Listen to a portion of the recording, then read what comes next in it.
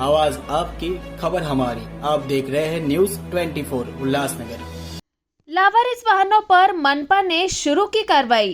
पहले दिन 17,000 वसूला दंड एवं 11 वाहनों को किया जब्त। सूचना देने के बाद भी यहां वहां वाहन खड़ा कर ट्रैफिक जाम का सबब बनने वालों वाहनों को जब्त करने व दंडात्मक कार्रवाई करने का काम मंगलवार से मनपा के अतिक्रमण विभाग ने कार्रवाई शुरू कर दी है। पहले ही दिन दस्ते ने 17,000 का दंड वसूला एवं 11 वाहनों को जब्त किया है। उल्लासनगर शहर में कई जगहों पर देखा गया है कि मुख्य सड़कों, चौकों, मुख्य स्थानों पर लावारिस वाहन लंबे अरसे से खड़े हैं।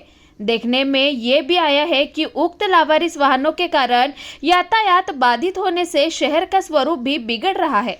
ऐसे वाहनों को लावारिस घोषित कर उनको जब्त करने का निर्णय मनपा ने लिया है।